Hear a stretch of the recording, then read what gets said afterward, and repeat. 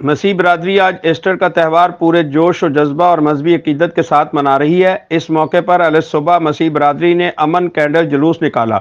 मसीह ख्वातीन और बच्चों ने अगरबत्तियां और शमع रोशन की और खूबसूरत फूल पेश किए गए। मिठाइयां तकसीम की गईं। कैंडल जुलूस में अमन के गीत गाए गए, जबकि कैंडल अमन जुलूस में मुल्क की सलामती खुशहाली के लिए खसूसी दुआएं भी की गई। मसीह बरादरी की जानिब से ईस्टर के त्यौहार पर शहर के तमाम गिरजाघरों में इबादत और दुआया तकरीबात का इनकाद किया गया।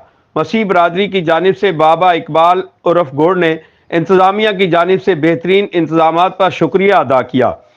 पुलिस की जानिब से मसीह बरादरी के तमाम गिरजाघरों पर सिक्योरिटी के फुल प्रूफ इंतजाम किए गए। तमाम दाखिली रास्तों पर वॉक थ्रू गेट्स और मेटल डिटेक्टर से चेकिंग को यकीनी बनाया गया।